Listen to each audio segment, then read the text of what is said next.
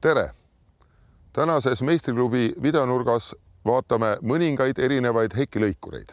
Nagu teada on, 3 põhitüüpi tööriistasid. On olemas bensiinimootoriga, siis on seinavooluga 220-ga töötavad riistapuud ja akutoitega tööriistad. Ja loomulikult on olemas väga spetsiifilised heki ilusaks tegemise vahendid, hekipügajad, mille tööpea keerab igatepidi, millega saab väga kõrgelt lõigata. Kui me keerame selle teisipidi, siis saab temaga väga madalalt lõigata. Neid on nii aku tööriistasid kui ka seinavoolust saab väga palju pikendada. Nii et sellised erilised hekilõikurid on ka olemas. Vaatame siis lähemalt, mis on erinevate tüüpide head ja vead. Kuhu nad võiksid sobida, kellele, miks. Alustame kõige lihtsamast, kõige kergemast, kõige odavamast, mis töötab seinavooluga, aga tema suurim miinus nende plusside kõrval on see, et sa pead kogu aeg vaatama, kus sul juhe on, sul peab olema pikendusjuhet, sul peab olema lõikekohas võtta seinavool. Muidu on väga hea riistapuu, ei tee väga palju lärmi, mõnus kerge tööd teha. Näiteks tiheasustusalades sobib väga hästi koduõuedes töö tegemiseks.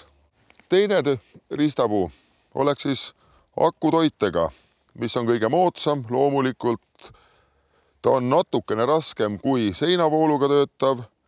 Ta on oluliselt kallim, mis on tema üks miinustest ja muidugi on miinus see, et akude tööiga ei ole väga pikk, 30 minutit, võib-olla 40, kui on kerge hekk, saad sa lõigata, siis on aku tühi, tuleb laadima hakata. Ja viimane oleks siis bensiinimootoriga. See on kindlasti kõige universaalsem nendest. Sellega võid sa lõigata absoluutselt igal pool. Absoluutselt kõike, mis siit hammaste vahelt läbi mahub. Tema kaal on selline peaaegu nagu akuriista oma, natukene raskem. Hind on odavam, aga temal on üks väga suur miinus. Nimelt ta teeb väga valjut lärmi. Ja kui me nüüd lähme seda proovima, siis me kohe seda kuuleme. Selleks, et enda kõrvakuulmist kaitsta ja ka naabritega hästi läbi saada, paneme klapid pähe.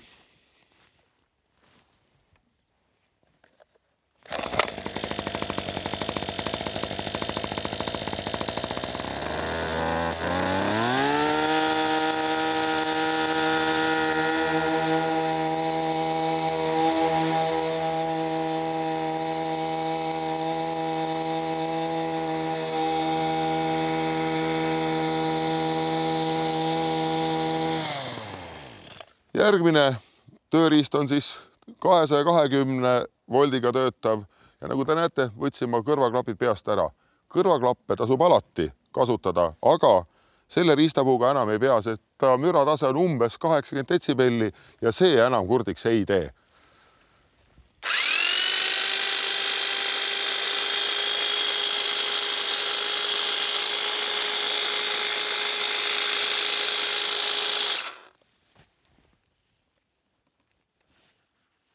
Kolmas täna testitav tööriist on akuga kõige moodsam, võib-olla ka kõige ägedam, millega saab igal pool tööd teha, kus akusid laadida saab.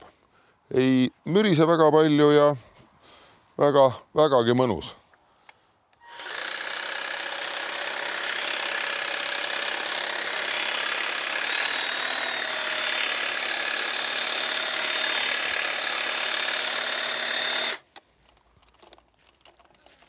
Neljandaks ma võtsin proovimisele sellise pikendatava igatipidi keeratava veaga riistapuu ja nagu näha, siis on meie kõrval siin 3–4 meetrit kõrge elupuu. Seda on ka vaja mõnikord pügada. Selleks keerame asja pikemaks ja vaatame, kuidas ta siis ka tööd teeb.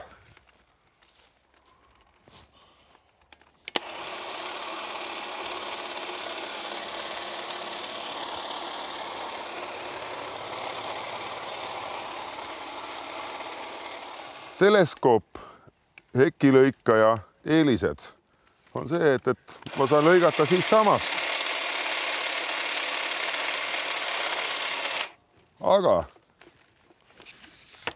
kui hekk on nii paks nagu meil siin, siis ma võin sellega lõigata nii kaugelt.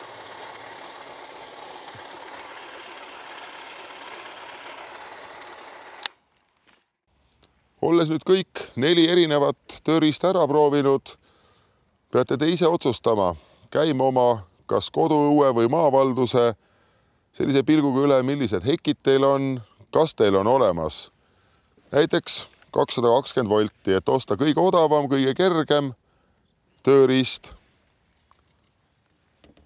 Aga juhtub, et teil ei ole elektrit, nagu minul näiteks maakodus, siis mina ei pääse sellest kõige raskemast, kõige lärmakamast, aga usutavalt ka kõige jõulisemast riistapuust. Õnneks on minu naabrid 400 meetri kaugusel.